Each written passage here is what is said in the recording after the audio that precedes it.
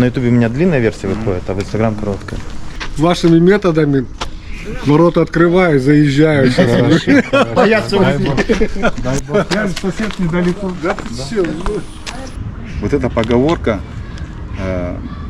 она у многих собачников на устах, я не помню, кто ее сказал, автора этого афоризма нехорошего. Чем больше узнаю людей, тем больше я люблю собак. Есть такое выражение, да? Самое нехорошее. Человек, который не любит людей, он не может любить собак.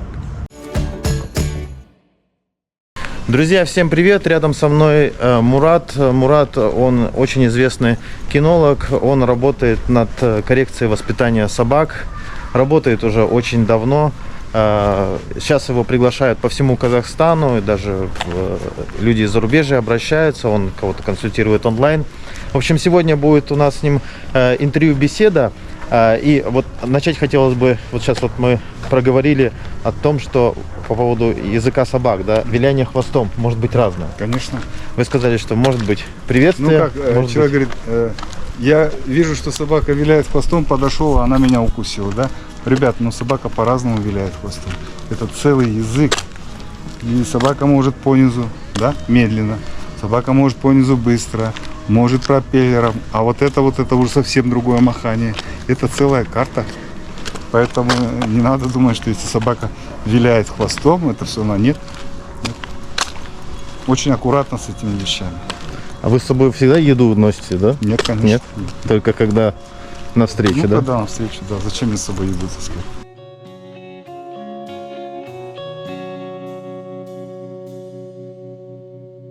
Что не нравится в поведении? Не нравится агрессия по отношению выборочному к людям. Ага. Не слушает дочь, не слушает выгульщика собаки. Сейчас мы зайдем домой, дома поработаем и потом выйдем на улицу. Все хорошо? Хорошо? Да. Видите, что он делает? Я резко остановился, он тут же даже аж голову привел. Поводок свободный.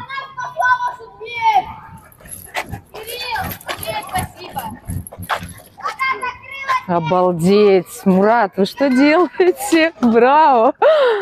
Поводок свободный, девочки. Да, мы этого добиться. И команду знаете, рядом я не даю. Ой, блин, точно.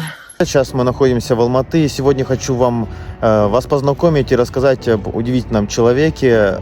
Мурат, кинолог, работает как в Алматы, так выезжает и по регионам Казахстана, и очень многим людям он помог перевоспитать собак, правильно? У меня коррекция поведения, больше не агрессивна. Я просто не раз наблюдал в ваших видео вот этот вот эффект, да, когда вы приходите в частный двор, да, в частный дом, и там собака кидается, да, и вы спрашиваете хозяина, она всегда так кидается на всех? Да, вот, типа, не можем справиться с этим. И буквально проходит несколько воспитательных моментов, да, и собака уже совсем по-другому ведет. Как это возможно? Как это? Это же взрослая уже собака, то есть это не щенок. Вот в том-то и фишка, что это все очень просто и очень примитивно все. И очень эффективно все. Почему? Потому что мы не на том языке с ними разговариваем, поэтому у нас проблемы. Мы с ними пытаемся говорить на человеческом языке, да? Очеловечиваем. И забываем про то, что это отряд хищников семейства. Там совсем все другое. Психология, анатомия, все по-другому же. Вот такая реакция на всех собак, да? Да. Да. Дайте мне. Дайте мне. Вот так. Замечательно. Остановитесь. Все. Так лучше? Да, отлично. Сколько времени прошло? 2 минуты. 2 минуты? Можете рассказать, понятное дело, я здесь ставлю фрагменты ваших видео, да, с ТикТока, ну вот еще раз, буквально на пальцах, объяснить принцип, как это работает, вот как вы усмиряете собаку? Смотрите, опять все очень просто.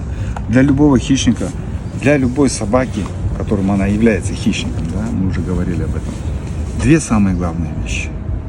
Это еда и территория.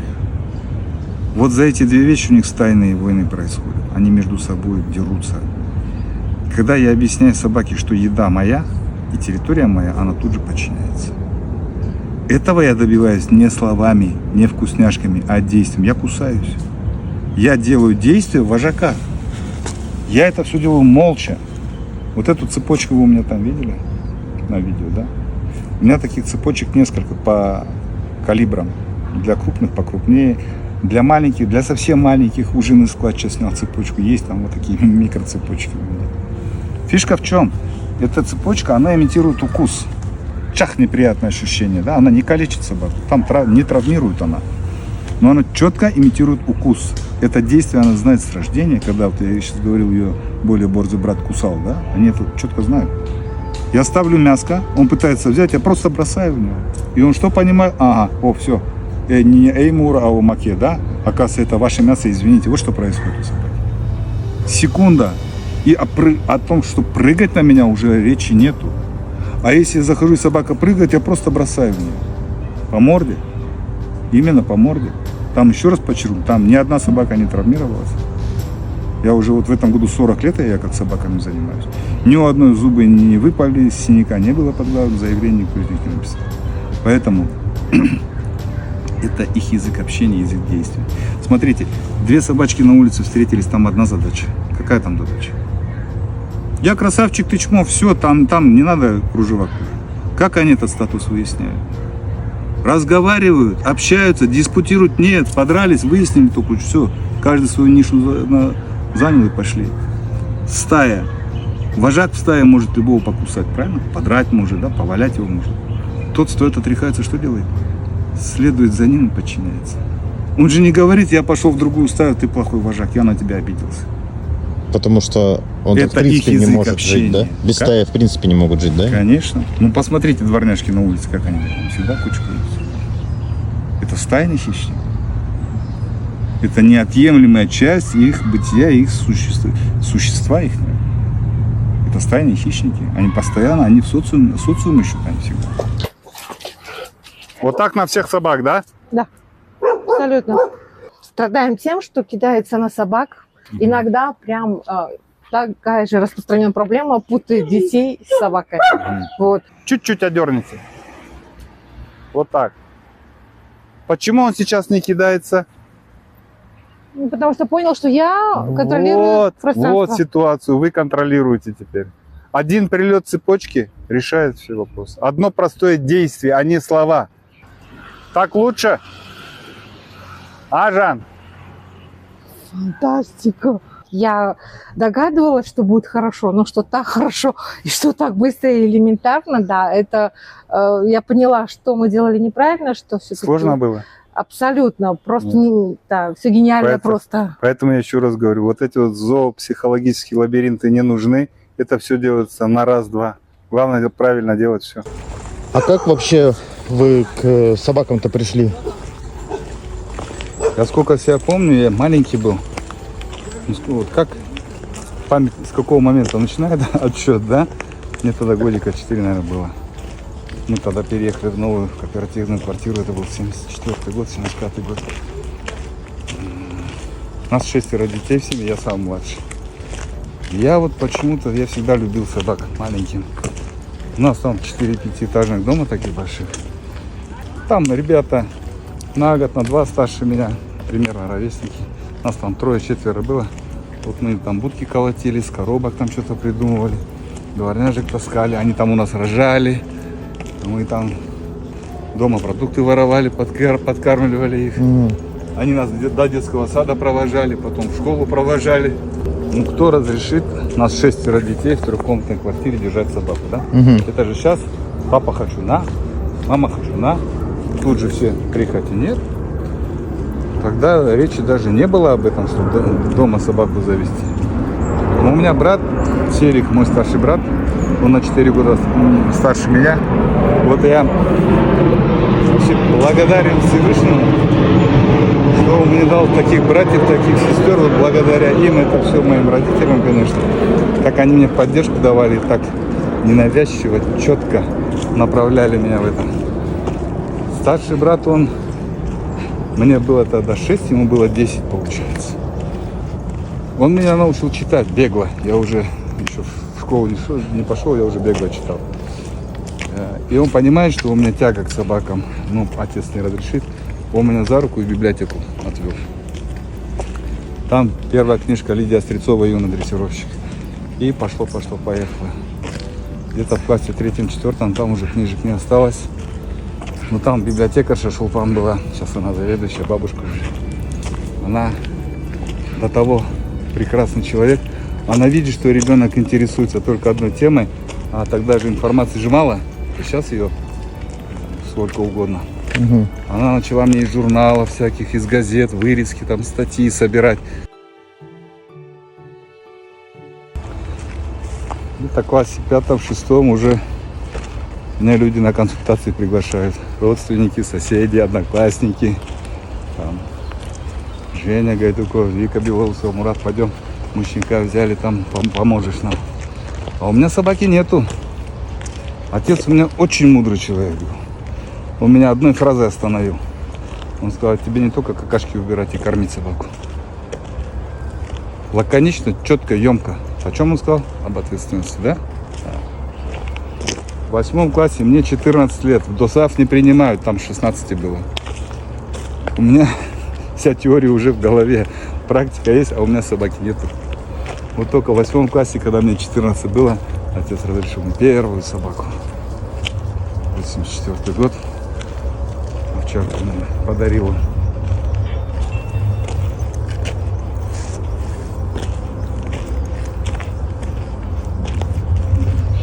Очень важный человек. Давайте, говори смело. Здравствуйте, уважаемые любители собак. Сегодня мы у Андрея. Вот такой у нас Стаффорд. Очень мощный, крупный, очередной тюремщик живет в этой камере. Наша задача, чтобы собака свободно ходила по двору, чтобы владельцам было комфортно. Что не нравится Андрею? Ну, прыгает, вот невозможно вот так возле клетки стоять, гавкает, лает, просится постоянно лает. Вот, сидит вот в вольере, выпустить не можем, потому что на всех прыгает, очень непослушный. Вещи грызет, вообще невозможно, все таскает. Ну и вот хотим немножко, Сейчас наша задача, чтобы у вас вольер всегда был открытый. Собака свободно ходила, ничего не грызла, ни на кого не прыгала, еду вашу не трогала. Калитка, ворота открыты, чтобы она не выбегала. Вот этого мы должны добиться, даст Бог, за час-полтора. Хорошо, договорились? Все хорошо. С сегодняшнего дня открывающаяся дверь для него должна быть «уходи». Что я сейчас показываю? Калитка кусается. Здесь моя территория. Действия с моей стороны, а не слова.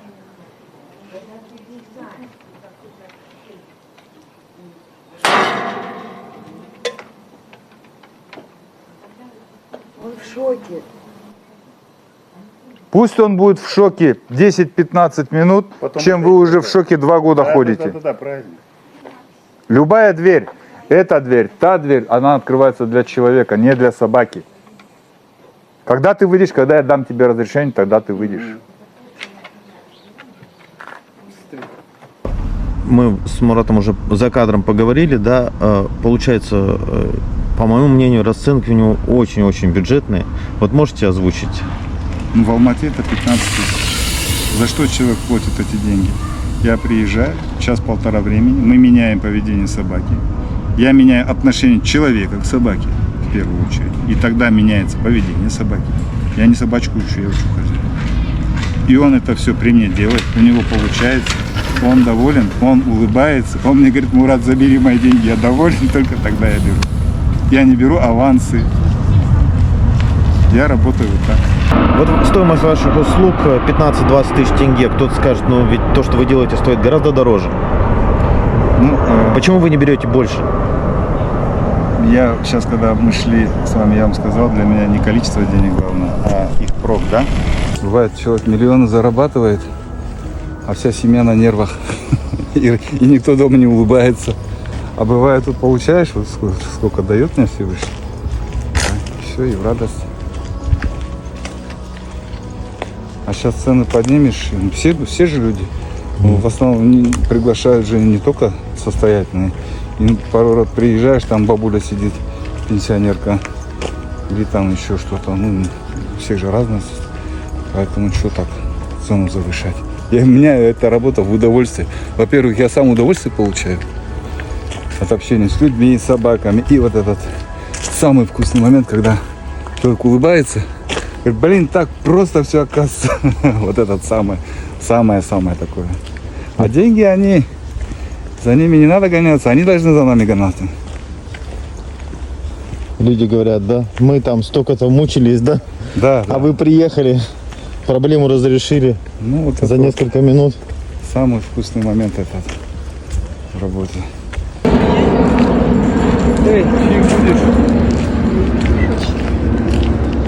Заблудший, да? Или он местный, наверное. А сейчас самый большой бич — это вот эта новая методика. Я щас- Гуманная? Да.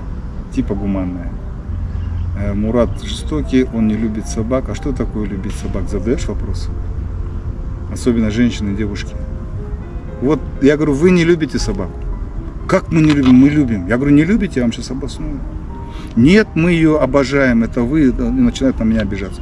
Я говорю, что такое любить собаку? Мы ей все даем, мы ее покупаем, мы ее гладим, обнимаем, ее целуем, мы ее купаем, ее вводим туда-сюда. Я говорю, самое главное же не дали, раз я приехал, раз вы меня пригласили. Воспитание же не дали. А любить собаку, неважно, любить человека, это что? Детей наших любить, это что, зацеловать, заобнимать? Нет. Когда у нас растет ребенок, наша задача какая самая главная? Дать хорошее воспитание. Люди все дают, кроме воспитания. И говорят, мы любим. Это не любовь, это сопли, ребята.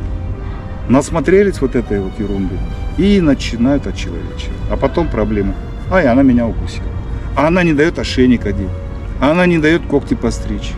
Я же ее люблю, почему она ко мне так относится? Ну, да потому что она не обязана к тебе так относиться. Потому что ты сам себя поставил на степень ниже. Лезете, понятие о любви поменялось сейчас.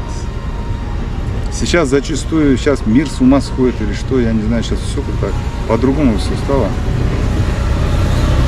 Сейчас с родственниками не общаются, с соседями матерятся, воюют. Ой, собачка, мы тебя спасем. Как будто ширму придумали для себя. Зачастую вот эти люди, они очень злые люди по отношению к людям. Вот эта поговорка,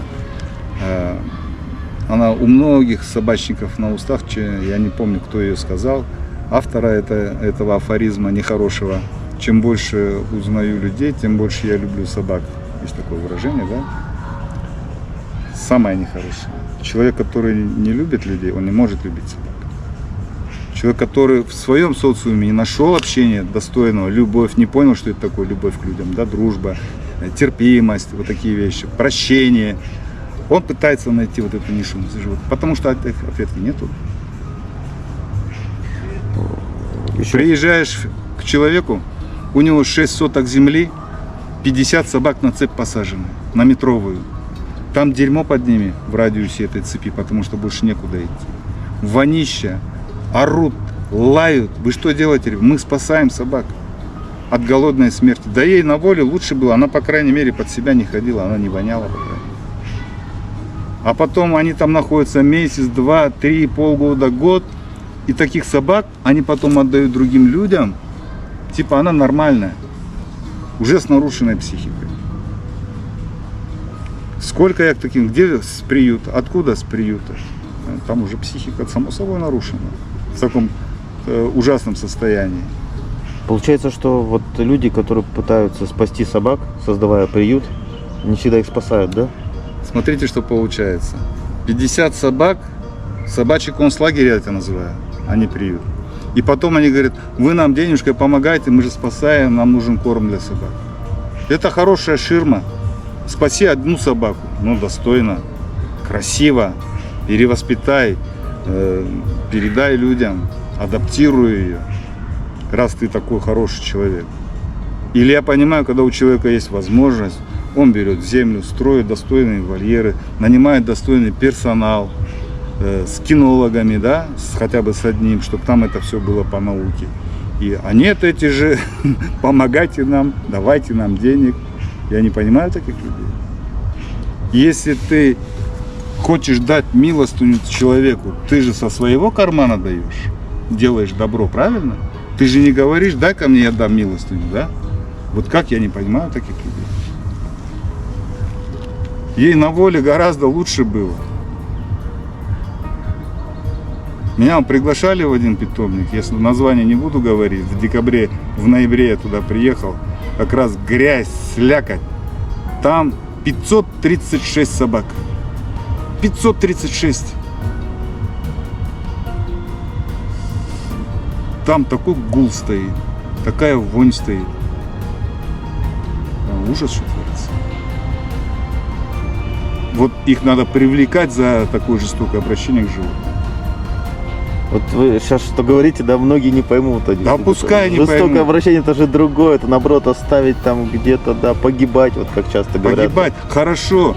Вот погибает собака, возьми домой к себе, приведи, отмой, вылечи, найди человека и передай ему эту собаку.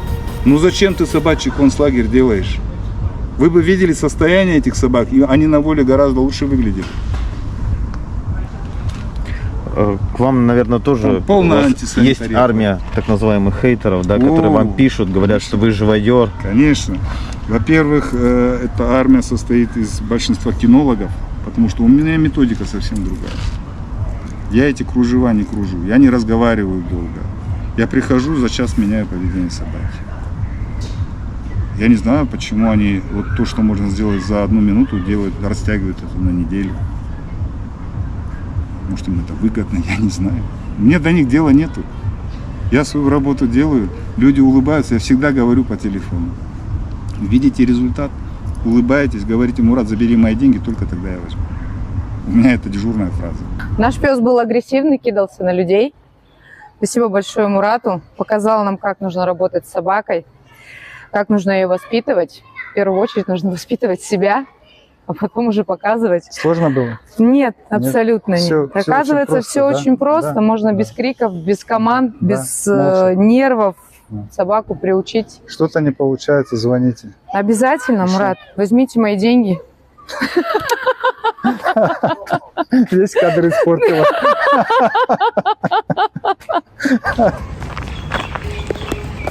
Мухтар первую собаку звали, да, у вас?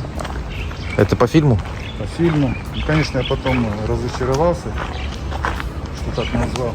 Потому что, хотя я читал, Ну тогда на эмоциях первая собака, как раз Никулина показывали по телевизору. И назвали. Но еще в советских учебниках написано: не называйте животных, собак человеческими именами. Сейчас как ни посмотришь, Егор, Захар, ротвейлер выбегает. Я однажды приезжаю к человеку, у него собачка, и там кошка родила, и там 5 котят. Он берет одного котенка, говорит: о, Серик, я его Серик назвал. Моего родного брата Серик зовут. Мне так неприятно стало. Поэтому вот это вроде бы мелочь, да? Но сейчас, я не знаю, сейчас мир с ума сходит. А вы, наверное, не называйте, потому что, опять же, чтобы не очеловечивали, да? Ну, нет, не то, что не очеловечили. Смотрите, назвали собаку Мухтаром, да? У меня друг Мухтар, одноклассник мой. Представляете, он с детства, каково человеку было? Неприятно, да? Хотя слово Мухтар с арабского языка, это человеческое имя, означает стабильный, постоянный, да? То есть вот такой вот перевод с арабского. Не называйте собак человеческими именами. Много же имен. Угу. Нет, называют. Там Вася. А может идет у твоего соседа, отца звали Василием, допустим, да? И он сидит в спальне. Ну, то есть это нехорошо. Угу.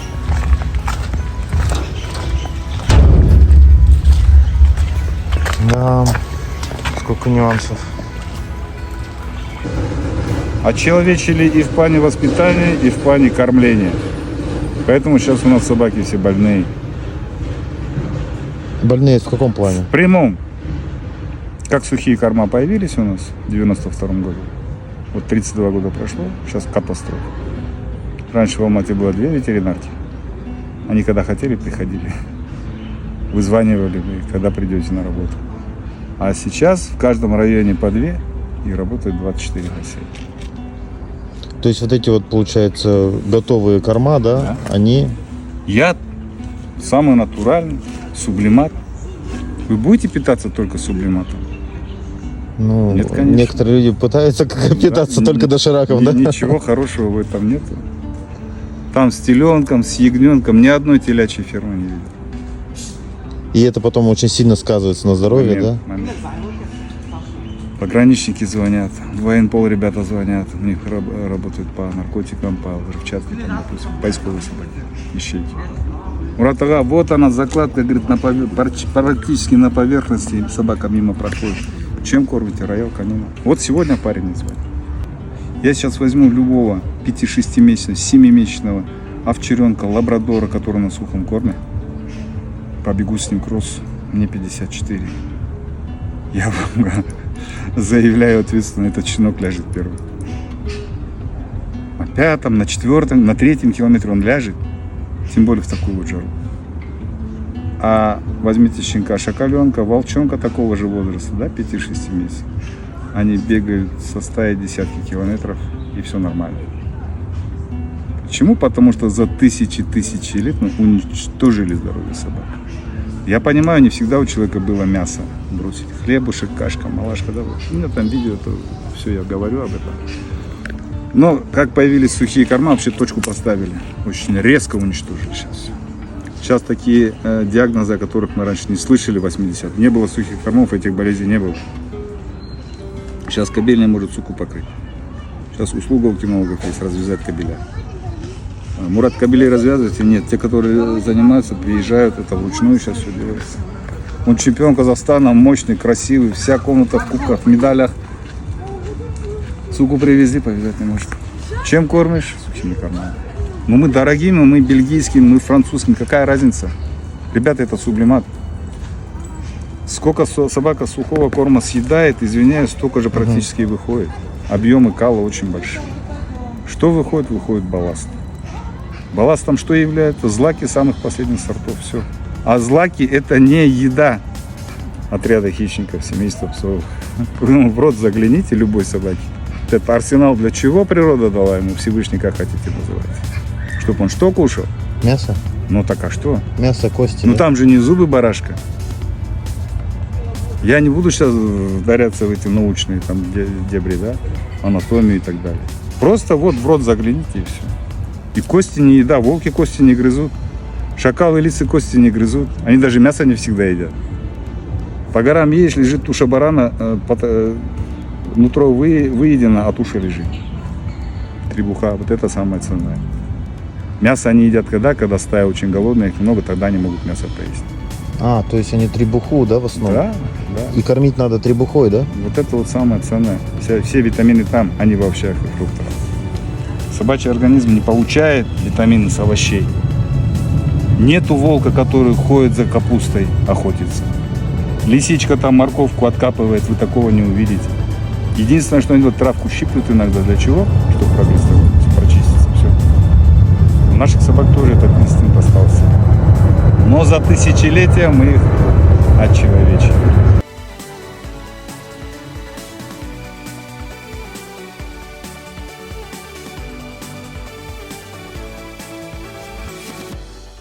Хорошо. Хорошо. Спасибо. Спасибо. Ага, до свидания. Откуда звонили? Деревянный. С Еревана? Ого. Да, когда мне люди звонят, говорят, Мурат, мы хотим приобрести щенка, помоги, поехали выбрать, я отговариваю людей. Я максимально, прям до последнего отговариваю. Не заводи собаку. Зачем ты хочешь собаку? Для охраны. Это не панацея. Любой домушник супер дрессированную собаку сейчас, пускай щека страшно злую, нейтрализует прям тут же. И раньше это делали. Раньше просто уксусом брызгали в собаку. Все, на час-полтора собаки нет. Сейчас простой перцовый баллончик, все. Это не панацея. Камеры поставь, кузет закажи. Нет, вот дети просят. Это не игрушка. Дети неделю поиграют, потом бросят. Заводи собаку, тогда есть крайняя необходимость. Вот ты не можешь без собаки, да? Вот тогда заводи. Вот у меня сейчас нету дать достойное содержание собаки. Я сейчас сам без собаки хожу. Не могу я тебе позволить мучить ее. А крайняя нужда в собаке это какая? Это что тогда может быть? Если ты чабан, если ты охотник, или у тебя действительно большая территория, нужна охрана. Сейчас собак 90% людей заводят как такой слово, как собака-компаньон. Я называю собакой игрушкой. Вот именно у таких людей проблема.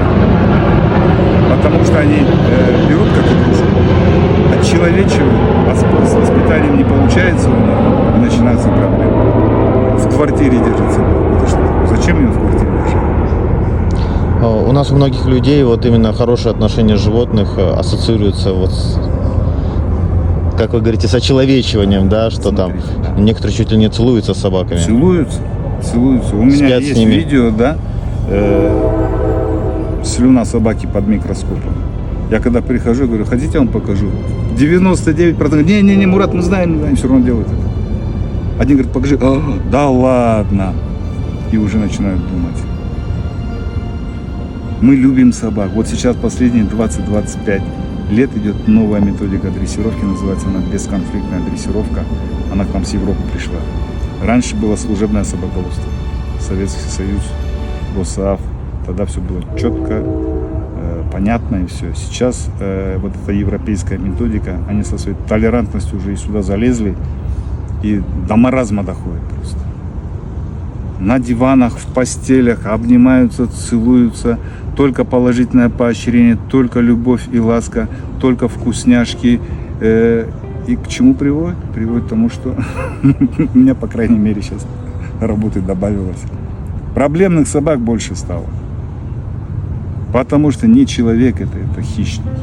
Они забывают об этом. Она меня укусила, а она ребенка подрала. Ну, Бесагаши 3-4 года назад. Ребенка 5-летним пополам разорвали. Свои же 2 алабая, которых во дворе бегали. В Каскелене тоже 3 года назад девочка-подросток, кавказец. Свой же кавказец, руку оторвал просто, все. А что в этот момент Доцеловались, у собак спасибо. происходит? Они просто воспринимают это как собак, да, людей? Они воспринимают как стаю. Вот смотрите, простой пример. Родились щенки, 5-10, неважно, да? Вот только у них глазки открываются, у них начинается между собой байга. За сиську они дерутся, за косточку дерутся. Между собой постоянно разбор.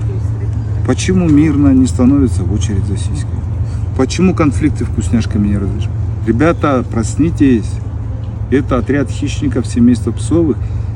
И мало того, что хищник, еще самое главное, забываем, стайный хищник. У них стая в первую очередь. Соответственно, статус для них самое главное. Когда вы приходите выбирать щенков, вот месяц, буквально месяц щенкам, да, они все разные уже. Один грудь колесом ходит, он уже кроме матери всех построил там. Второй присмыкается, третий вообще спрятался.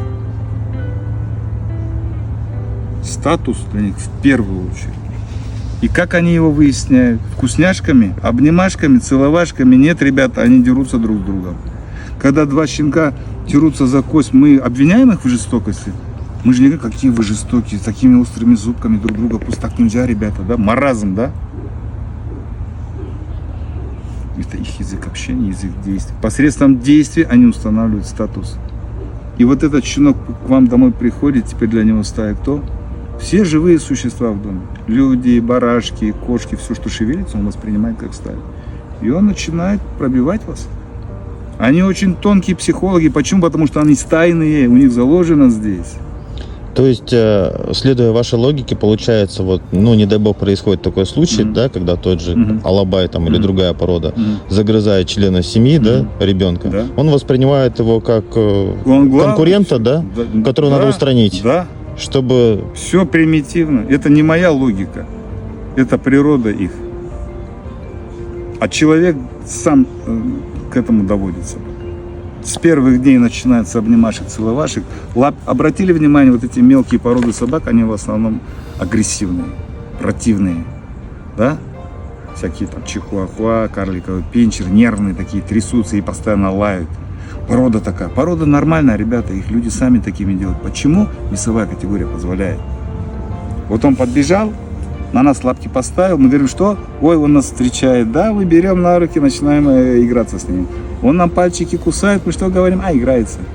Он на гостя лает, мы стоим, хохочем. Вот этим ничего не делаем, мы в них взращиваем кого? Вожака. Нас спасает что? Только их весовая категория. А когда у человека ротвейлер или азиат, да, он уже туда вещи. Я вам скажу простую фразу. На вожака в стае никто лапы не поставит. На кого лапы ставят? На того, кто статус имеет. Дальше выводы делайте сами. Я глажу собаку, я обнимаю, я сюсюкаю. Когда я сначала уважение наработаю, контактно работают, а потом делайте с ним все, что хотите. Я у вас часто видел вот эту вот картину, да, когда собака, большая собака во дворе, да, становится на задние лапы, там лает, рвется с этой цепи. И вы говорите хозяину: посмотрите, он к вам сейчас относится не как уважаемый господин, а как эй ты, да? Да, да, разговор на ты. Еще простая фраза: на вожака лапы не ставят. А раз вы позволили, вот это опять очеловечивание, он же радуется, это же эмоции. Здесь не нужно писать научные трактаты, да, что-то доказывать. Все на поверхности. И вот это очеловечивание, Григорий, мне сейчас вся Европа звонит. Америка звонит. С вечером, после 8 у меня до часу до 2 онлайн с ним. Я им говорю: что там ваши кинологи, где? Ну, это все вот наши с СНГ, когда русскоязычные переехали. Мурат говорит: тут не кинологи, тут, говорит, балетная школа. Полчаса рассказывают о любви к животным, потом, говорит, ходят полдня и вкусняшками кормят. А как она прыгала на меня, так и прыгает, как тапки грызла, так и грызет. Вот мы много говорили о том, что не надо очеловечивать собак, но при этом как бы люди же все равно любят собак за то, что они собаки, да, Да. за то, что у них есть душа. Хорошо, вот когда мы в крайности попадаемся, они всегда нехорошие. Любая крайность, она нехорошая. Мы же любим собак, у них же есть душа, да, и мы забываем про людей, да, и возносим собак до небес. И при этом не даем им достойного воспитания. А потом вот это... Меня почитайте там, если в этих отзывах. Мурат, мы ее воспитывали, мы ее гладили, любили, а она нас укусила. Там через одного таких. Любовь — это не обнимать и гладить. Я еще раз говорю, любовь — это дать хорошее воспитание. Вот это любовь. Человек тратит время, деньги, умение, терпение, ошибается, исправляется, ищет информацию, экспериментирует, добивается, воспитывает классную собаку. Вот этот человек любит собаку. А не тот, который в десны жахаются, извиняюсь за выражение. Вам еще пишут постоянно это, говорят: ага, типа пальца нету. Пальца нету, да. Собаку укусила, да? 3 года назад в Каменногорском американский бульдог. Там как получилось? Волонтеры алматинские говорят: Мурат, в Усть-Каменогорске есть американский бульдог, его хотят усыпить. В чем дело? На хозяина 2 раза кинулся. Приезжаем, выходит мужчина в фуфайке. Я говорю: где собака? Он в сарае. Что было? Он говорит: 2 раза на меня кинулся, фуфайка, говорит, спасла. Кобелю уже 6 лет. А в прошлом году, говорит, жене одним укусом руку сломал. Ничего себе. Просто открытый перелом. Американский бульдог, челюсть очень мощная, сильнейшее давление там ужасное. Ну, раз уж приехал, я говорю: ну давай. Он говорит: я тебя не пущу, он тебя убьет. Я говорю: ну, раз я приехал, дай поработаем. Открываю, он сидит, даже не рычит, не кидается. Попытался подойти, я дверью сработал, он отошел, показывает покорность. Я говорю: если нету. Год собака сидит уже в сарае. Ну, вывели собаку, хозяин взял на поводок, я говорю: дай мне поводок. Беру поводок и выхожу с ним. Хозяина прошу остаться. Мясо у меня, я иду, девочки меня на видео снимают. Я тестирую, проверяю, где, когда же он агрессию проявляет. Делаю резкое движение, он показывает подчинение. Перед мордой поводком он показывает подчинение. Мяско даю, с удовольствием берет, хвостиком виляет. То есть полный адекват. Не могу понять. На людей внимание не обращает, хоть и год посидел. Там ребятишки проезжают. А мы эту собаку должны были везти ветеринарам-врачам. Он запрыгивает в машину, я хорошо, что поводок не отстегнул, перекинул через заднее сиденье.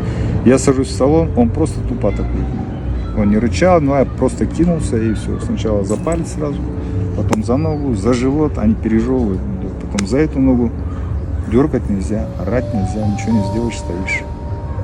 Постоял, он отпускает, пошел травку понюхал, подходит ко мне, хвостиком виляет и мясо просит. Он даже не понял, что он сделал. Это диагноз, это называется неконтролируемая агрессия. Это психическое заболевание. То есть это какая-то шизофрения, да? Такая у собак. Подобие, да, неконтролируемая агрессия. Вот такие болезни есть у собак. Погоня за хвостом, собака гоняется за хвостом. У кого-то это проходит в течение жизни ровно, а кто-то сгрызает хвост. Хвоста уже нет, начинает ногу заднюю грызть себе, да. То есть есть такие, это уже диагноз. Позвали хозяина, я на усыпление сразу. Даже никого не зови, все усыплять. Он забрал, меня девочки везут в больницу, а я еду, у меня такие радостные мысли в голове. Я улыбаюсь. Сейчас вроде бы, сейчас объясню. Они на меня смотрят, говорят, что, дядя Мурат, вам плохо? Да, я говорю, не, мне классно, мне очень хорошо, я так доволен. Они говорят, что мой дядя Мурат? Я говорю, вы представьте, мы же сейчас должны были везти их к девочкам, к ветеринарам. А если бы у него этот бзик сейчас там включился? Или вот мы сейчас едем, говорю, у тебя на спидометре 90. Он бы сейчас включился бы не на меня, а на тебя за рулем, что было бы. Или в поезде я должен был его везти. Там ребенка, если бы он убил. Я пальчиком отделался, и вот эта мысль меня просто успокаивает. Поэтому заигрывать не надо с этими вещами. Они потом едут, помолчали эти девушки, они говорят, а мы, говорит, дуры, едем, выскакиваем из машины, ай, собачка, идем, мы тебя спасем, да даже не представляем, в каком психическом состоянии эта собака. Сколько волонтеров покусано, покалечено. Поэтому с этим делом нельзя шутить. А вот то, что вот на вас собака накинулась, да, и вот покусала, пальцы вы лишились, это не охладило ваш интерес к вашему делу? Да нет. Электрика током бьет иногда, да. У борцов уши поломаны. У меня пальцев нет, я кинолог. Это моя ошибка, на которую я должен учиться. Я держу 4 собаки у меня, да, вот вашими методами ворота открываю, заезжаю. Боятся дай бог. Я сосед недалеко. Да, все. Вот видите, да? Мурата узнают на улице. Я же говорю, многие смотрят. Кто-то подписался, кто-то... Так что смотрите обязательно, если вы смотрите Мурата, подпишитесь на его страницу, чтобы у него канал дальше рос, чтобы как можно больше людей знало о такой системе воспитания собак. Настоящей, да? То есть о том, как по-настоящему любить собак. Да? Простая, да? Без всякой мишуры. Да, да, простая, без всякой мишуры. И что самое главное, это работает. Вот это самое главное. Столько людей убедились в том, что это работает.